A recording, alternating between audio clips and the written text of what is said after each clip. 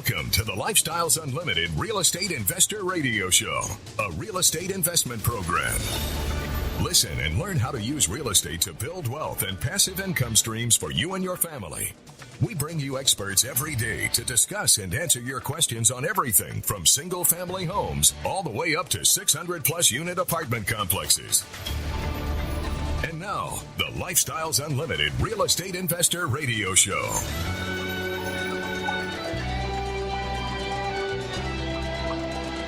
Welcome to the show. My name is Al Gordon, and as always, we're working on your financial freedom.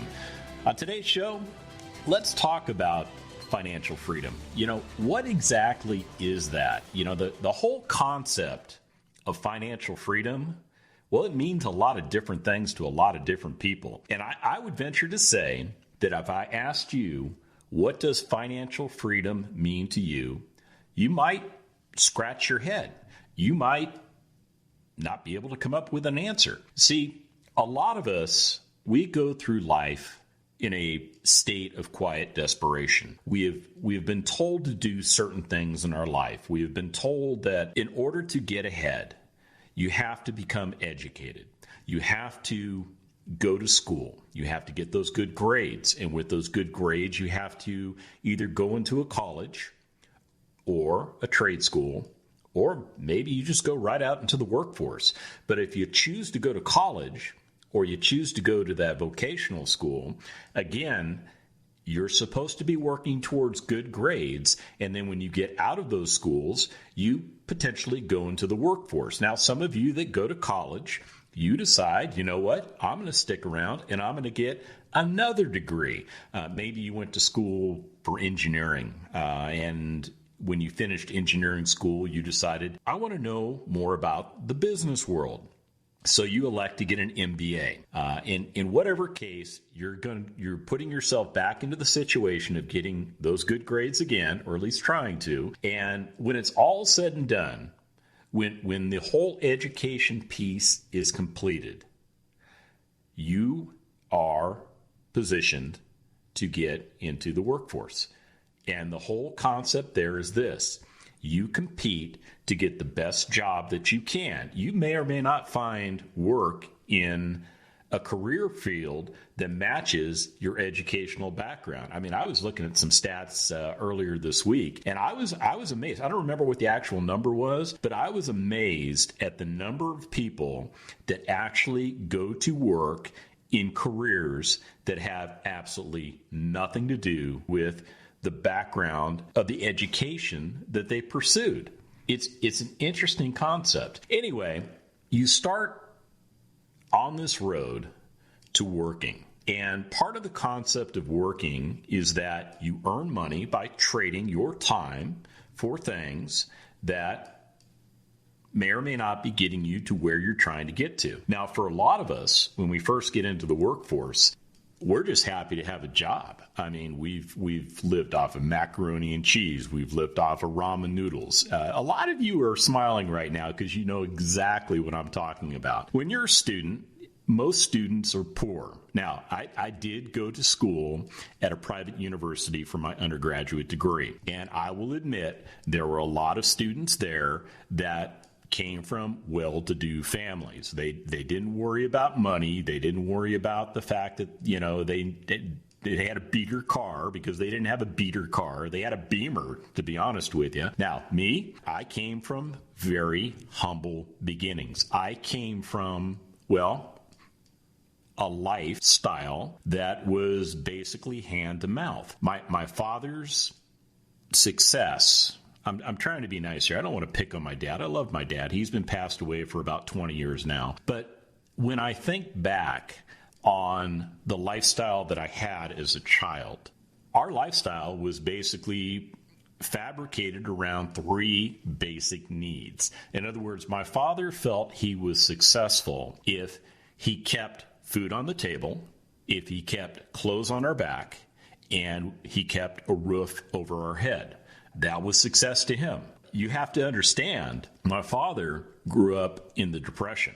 My father was an older father. I mean, I think I was When I was born, he was in his mid to late 30s. I think when my brother was born, he was in his 40s. So he grew up in a time period where the economy in America had collapsed, and it had collapsed due to speculation in the stock market. You know, the Great Depression of 1929 didn't just happen in 1929. It spilled over into follow-on years. So growing up in that era, he saw what scarcity looked like. He saw rationing coupons. He saw not having enough money to make ends meet. He saw people standing in lines for food. You know, that made an impression upon him. So one of the takeaways that he took out of that era was to be in a position of success in his mind that none of those things would impact him or his family. Now, I will tell you, he was successful in doing that. Now, we didn't have much money left at the end of the month. We didn't have the nicer things. We didn't have the finer things. We didn't go out to eat dinner. We didn't do a lot of things that, well, we in America get the opportunity to enjoy. So the lifestyle for me growing up was very meager. And to be honest with you, I didn't know much difference. I knew people that had money, but I didn't really interact with them, and they didn't necessarily interact with me. These are just kids that I went to school with. And, you know, it was what it was. When I got to college, I went to school with kids, well, young adults, that came from different lifestyles. And one of the things that I learned in college was that a lifestyle did not need to be meager in order to be successful. So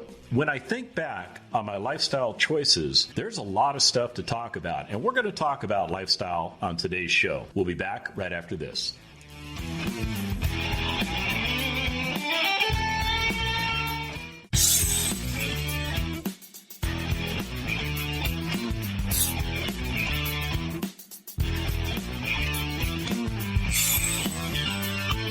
Welcome back to the Lifestyles Unlimited Real Estate Investor Radio Show.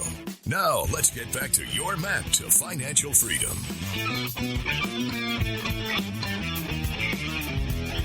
According to dictionary.com, lifestyle is a noun, and it means the way in which a person or group lives.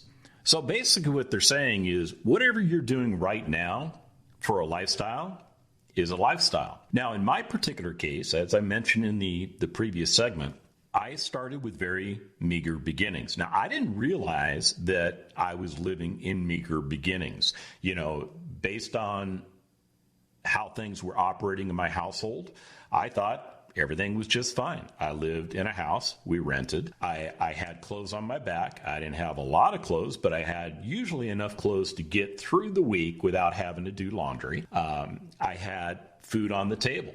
Now, sometimes food was ramen. Sometimes food was macaroni and cheese or hot dogs or whatever you have. But I never went hungry.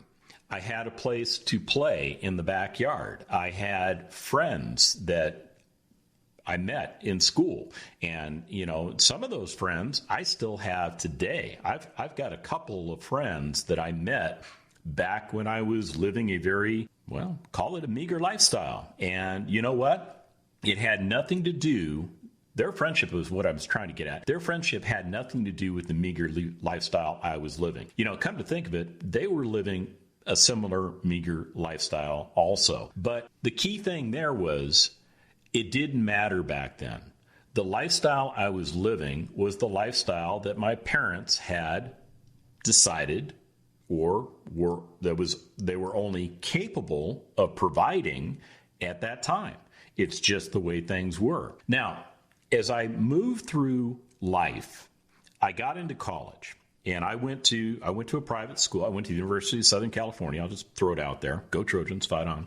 I was Well, one of those guys in a private school that had absolutely no money to his name. Now, I was able to go to school there because I had earned a 4-year scholarship that the Army provided to me. It was an Army ROTC scholarship, and it paid for all my tuition. It paid for my fees. It basically paid for the educational costs associated with obtaining that education. And if I remember correctly, it also gave me $100 a month as a stipend. So the concept was that $100 a month stipend that I received was there for incidental expenses.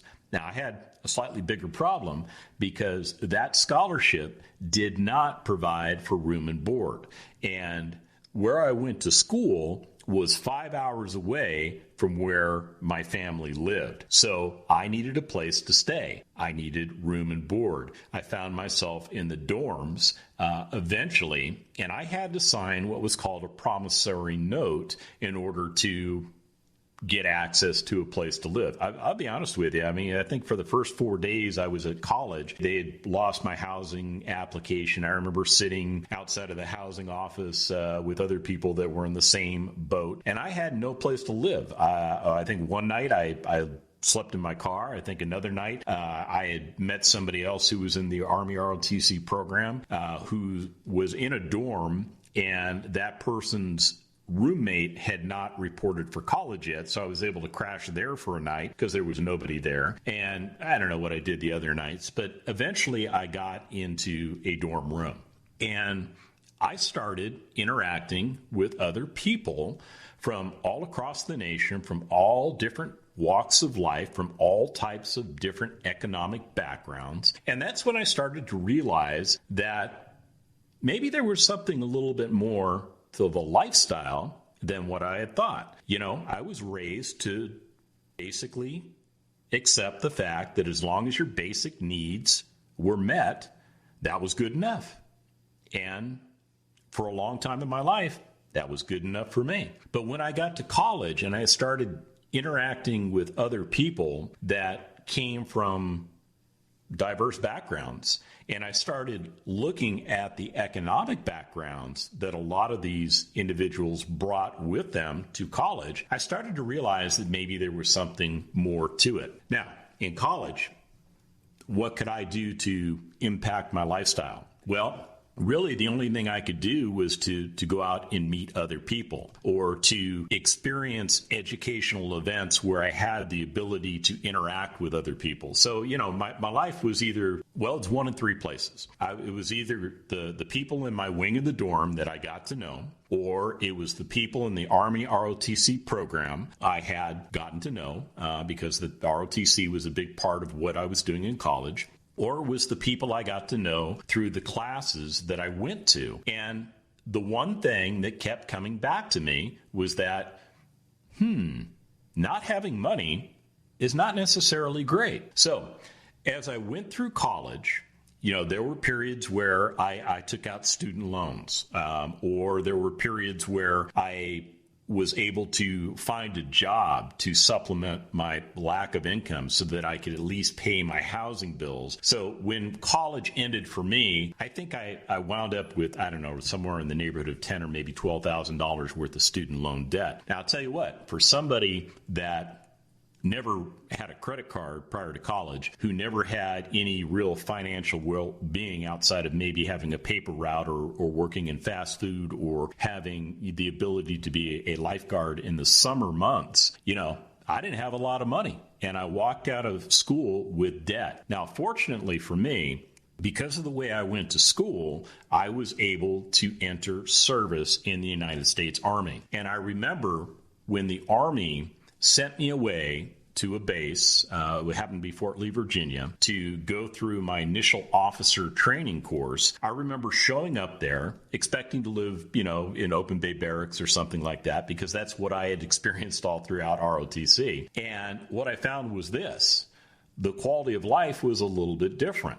I was provided a place to live. I didn't have to pay for it. The military provided me that. And I also started earning a paycheck. I started earning basic pay. I started earning allowances for subsistence, and in this particular case, housing. I started getting an income stream that had the ability to make a difference in my life. But I'll tell you what I did. That entire time I was there, I took all the money that I made and I paid off my student loan debt, because having that kind of, in my opinion, useless debt around my neck wasn't helping whatever I thought my lifestyle would be. So I got rid of that debt. And to be honest with you, I wasn't used to having that kind of money either. So, it was like I was used to living off of, $500 or $1,000 a month or whatever the number was back then. So I was able to eliminate that debt. And when I left Fort Lee, I started in a different place, and I started a transition in my lifestyle. And we come back, I'll give you some more of the details of how that worked out.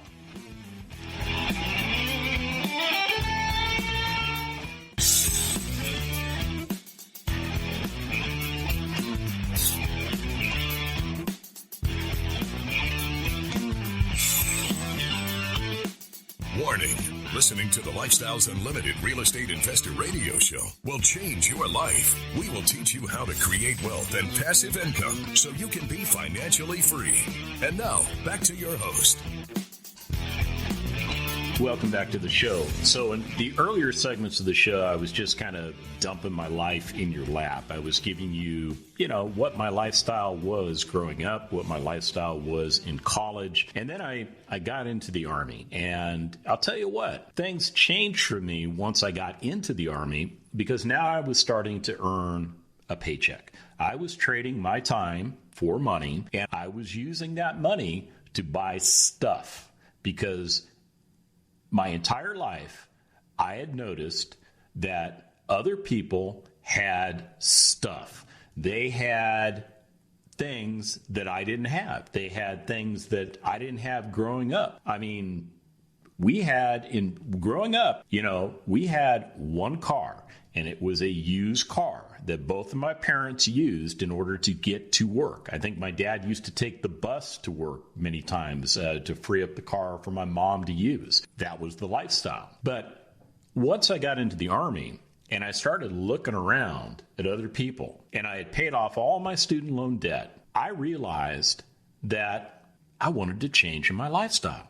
I wanted some of what I considered finer things of life that I never had growing up. I'd maybe get into a brand new vehicle that one of my fellow officers was driving around in, and I'd go, hey, this is pretty nice. This is a lot better than my, 12-year-old beater car that I was driving at the time. I don't know if it was 12 years old, but it was old. It was definitely old. And what I did is I started buying stuff. I went out and bought myself a new car. And of course, I financed it. So I started taking on debt. And then I had credit cards. So I started doing other things, and I started, going out to eat. I started going out to take trips, to do things that cost money that I was never able to do prior to that. And what I quickly found myself doing was putting myself into a lifestyle of spending more money than what I was making.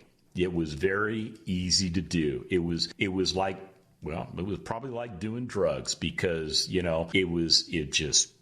don't know, it's a bad analogy, but I was hooked and I had to stop. And at a certain point in my life, I finally started realizing that my credit card debt was going up, that I was paying minimum payments, or I wasn't paying my credit cards off in full every month, and I was spending more money than I was making. So it got me into a little bit of a financial mess. Now, I was able to get myself out of that financial mess by starting to be a little bit more conservative with my spending habits, and started living a lifestyle that was more applicable to my income stream. So I fixed a lot of that personal debt thing. It took me a little bit of time, and I got myself back on balance. Now, for me, retirement, well, that was in the bag, because I was with the Army. I was going to do my 20 plus years in a career, and I would get a retirement check. So,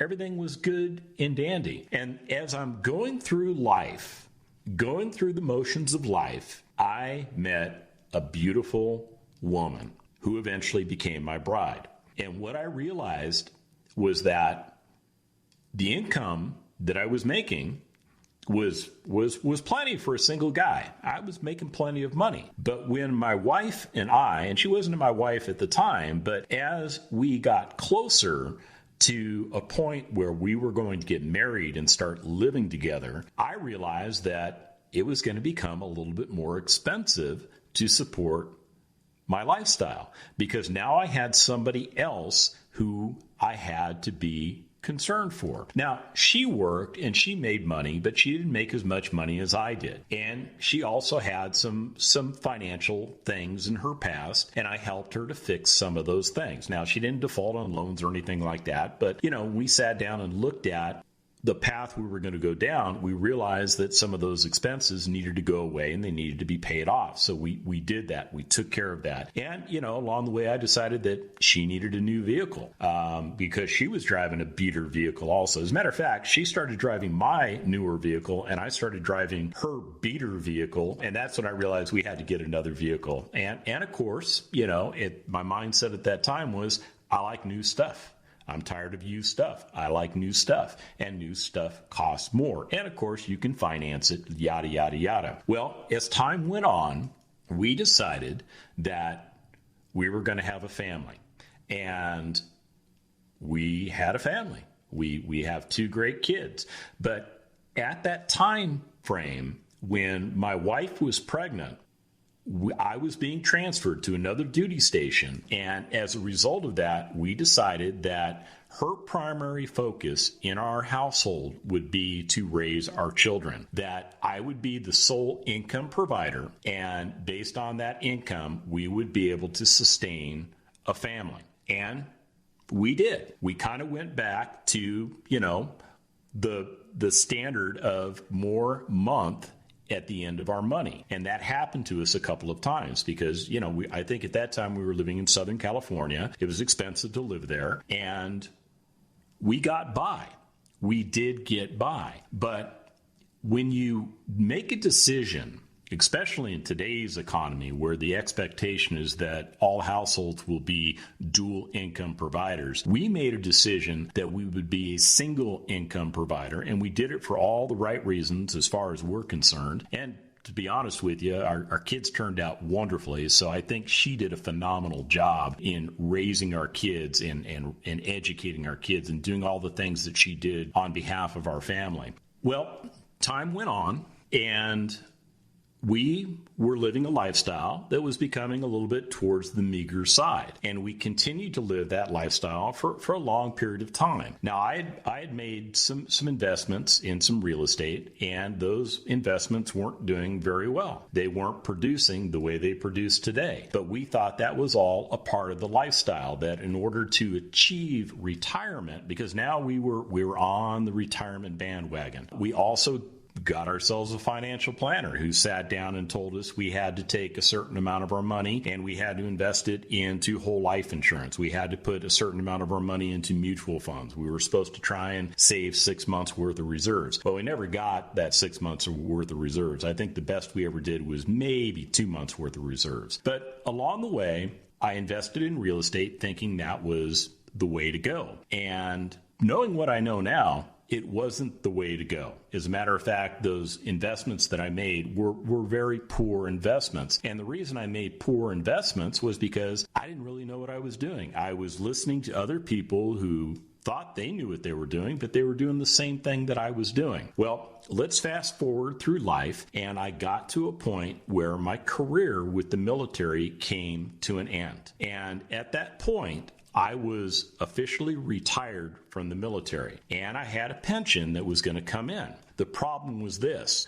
that pension coming in only paid 1/3 of what I was making. And all of those investments that we had made with our, financial planner, they didn't really pan out, because when 2008 happened, we wound up taking money out of our mutual funds because we didn't, the market was collapsing. We took that money out to help pay the mortgages on the real estate that we had invested in incorrectly, and it created just a financial catastrophe for us. When we come back from the break, I'm going to give you the good side of the story. I've spent 3 segments telling you doom and gloom or mediocrity. Now what I'm going to do is I'm going to get into what has happened in the last 3 years. We'll be back right after this.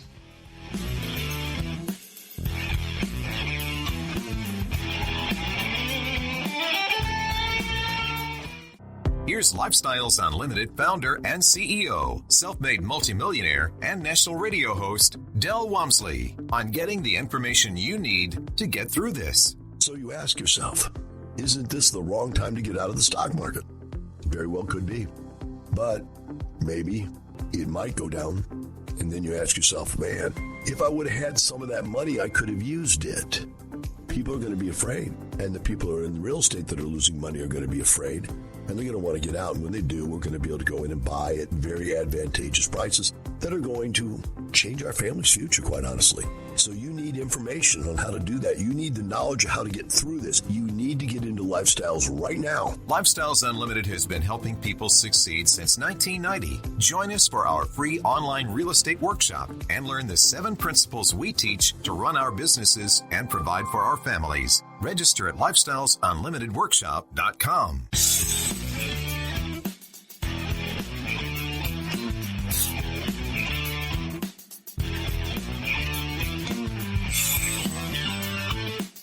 Welcome back to the Lifestyles Unlimited Real Estate Investor Radio Show.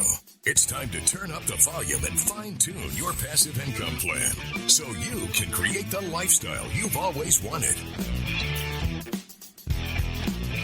So I got to the age of 50 years of age. I spent half a century alive on this planet, and I stepped away from a career, not because I wanted to, but because it was time for me to step away from the career based on the needs of the Army. So I found myself, without employment and having to live off of a retirement check that was 1/3 of what I had been making. And to make things worse, in my mind, I was retired. But when I looked at the financials, I wasn't anywhere close to retired. As a matter of fact, I had a huge problem on my hands because I had developed a lifestyle, but then I had no way to fund that lifestyle. See, I had spent an entire military career buying stuff or making investments in things that I thought were going to get me, to a certain point in my life. And in that magical time when I retired, and the harsh reality that I wasn't ready to retire overwhelmed me, I realized I had to go back into the workforce. And that wasn't where I wanted to be. That wasn't where my mindset was at the time. But I did it. I finally found employment and I went back to work. And I'll tell you what, I was miserable. I'll be honest with you. In the time from leaving the military to going back to work, it was a tough time for me. It was a very difficult time. And what I learned was that the things that I had been doing for the first 50 years of my life had not successfully prepared me for retirement. It didn't. Now, some of you might think, well, Al, you said you sold your mutual funds. You did this. You should have listened to your financial planner. Nah. Because I'll tell you what, the roadmap the financial planner had us on basically had us, dreaming that we were going to have the $1 million house, and we were going to have the expensive boat, and we were going to have the nice fine cars, and we were going to live this magical lifestyle. And, we believed that false truth for a long time. We believed that we were going to be fine, that we would get to a point and everything would work out as it should. And the harsh reality was this: nothing worked out the way it should have. Things happened in the past that caused us to make decisions based on what was going on, conditioned on market forces that we had no control over. And because we had not been properly educated on how to invest in real estate, we made some very costly mistakes. We did. It's just the way it is. We were listening to people who were giving us advice and the advice was not valid. It was not good advice. And part of that is, you get advice from a lot of different places, and you start to wonder what's good and what's bad. You really start to wonder that. Well, I got back to work.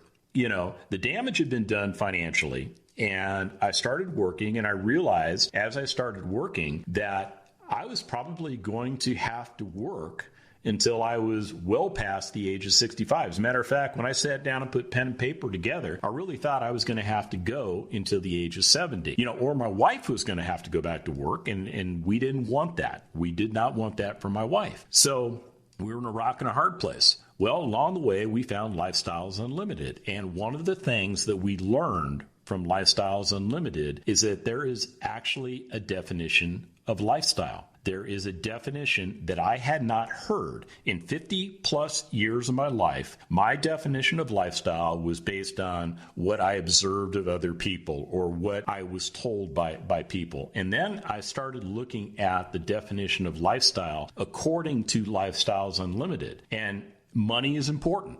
You have to have the income streams coming in, but those income streams need to be passive. See, the process I was working off of was the income streams had to be active. In other words, I had to be actually out there going and doing the work to get the money, because that's what I had known my entire life. But it's also about family. Now, family was very important to me, and I'll tell you, there were times in the military where I was taken away from my family. I didn't get opportunity to spend with my family, but I was focused on my job. I was focused on my career. My family suffered as a result of that. My family no longer suffers as a result of that. Fitness. Now, with the military, I had no choice but to be fit. I mean, that was a condition of continued employment. If you didn't prove that you meet certain fitness standards, they got rid of you. All right, so my fitness was always a priority to me. But I found after I left the military, I had a lot of health problems that erupted because of the lifestyle I had been living. It's just the way it is. So, fitness got completely off track. Now, fitness is back on track for me, but it's not at the level that it used to be in my younger years. Can't be, because I'm 56 years of age. My fitness standards are different than what they were, 20, 30 years ago. Wealth. I had that all screwed up. I didn't understand the concept of wealth. We didn't have wealth. We had a paycheck.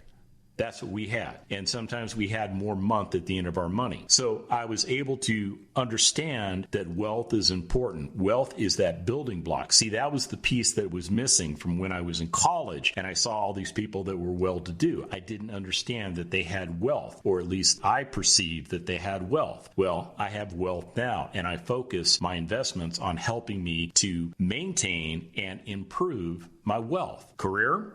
Well, I had that all out of balance too, because my career was my life. I had prioritized my career ahead of my family. And I'll tell you what, that was a costly mistake. Now, career, not worried about it. Don't particularly care about it. So, but it is something that I had to sit down and think about.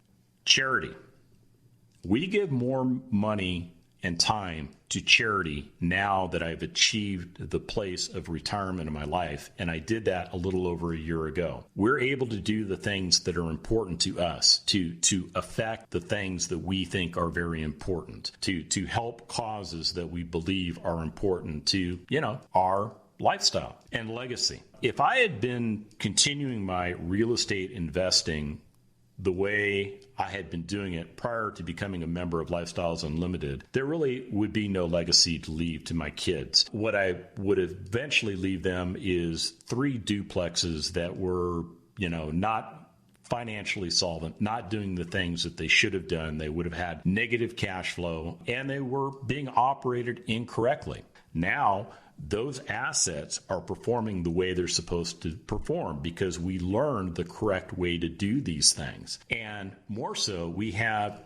investments in multifamily communities that are producing income streams. They're producing wealth. They're producing all the things that they're supposed to do, even in this COVID-19 environment. And, when I sat down and I said, what is the lifestyle for me right now? Well, I'll tell you what, before my family was subordinate to other things. Now my family is not subordinate to other things. My family is extremely important to me, and I focus on my family. Things like scuba diving. I love to scuba dive. It's an expensive sport, but I do it, and I can afford to do it. I love doing it. It's a sport that I share with my son. He and I are both into scuba diving. We love it. I don't drive beater vehicles anymore. When we buy a vehicle, we buy a new vehicle. That's just the decision we made, and we have the resources now to be able to do that and to continue to do that. Now, we don't just go out and buy a new vehicle every 2 or 3 years. We buy a vehicle and we drive it. We get more than its useful life out of it, but that's the way we do things. We're able to go out and do things in the outdoors on a regular basis. I love to fish. I love to hunt. I like to go kayaking. I like to go to the lakes. I love scuba. So I'm able to go out and do these things. I really enjoy barbecuing. I do enjoy barbecuing, and I've got a great setup in my backyard for barbecuing or smoking meats or whatever I want to do. I have everything that I need in order to do that. And the key thing is this: by restructuring our thought process, by actually learning what a lifestyle is and should be, it's made all the difference in the world. A little over a year ago, we hit that threshold where our passive investments or our passive income was actually exceeding our expenses in our household. And I achieved retirement. It was a wonderful day. And ever since then, the days keep getting better and better and better. So let me just ask you the question. What is the lifestyle and what does it mean to you? Now, I want you to think about that over the weekend. And what I want you to really understand is that there is a different way to approach the lifestyle. And we can help you get there at Lifestyles Unlimited. Go to lifestylesunlimited.com and check us out. And remember, it's not the money, it's the lifestyle. The Lifestyles Unlimited Real Estate Investor Radio Show is for entertainment purposes only. Please consult a professional regarding your personal investment needs. Nothing presented on the Lifestyles Unlimited Real Estate Investor Radio Show constitutes an endorsement, recommendation, offer, or solicitation to buy or sell any product or security.